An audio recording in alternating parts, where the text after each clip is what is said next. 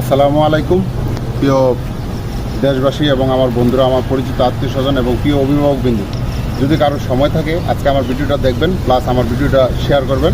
এখান থেকে কিছু শিক্ষা নেওয়ার চিন্তা ভাবনা করবেন। আমরা যারা দুনিয়াতে বাস করি আর কি, হয়তোবা আমরা সবাই ভাবতেছি দুনিয়াতে আজীবন বেঁচে থাকবো, আসলে এটা সম্ভব না। আমরা কিছুদিন পর পর, যেমন আমাদের বাবা দাদা নানা সবাই পিছনের লোকজন যেমন চলে গেছে, আমরাও ঠিক এরকমভাবেই চলে যাবো।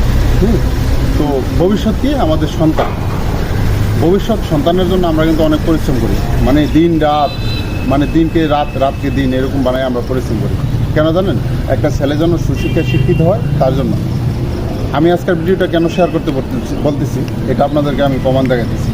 বর্তমানে ঈদের পর আর কি সকল শিক্ষা প্রতিষ্ঠানে একযোগে, মানে সরকারি বেসরকারি, এমপিভুক্ত নন এমপিভুক্ত সব, দাখিল এবং কি হাই স্কুল, সব জায়গায় একসাথে পরীক্ষা চলতেছে। এই বর্তমান পরীক্ষা প্রস্তুতি নিয়েই মনে করেন যে আমার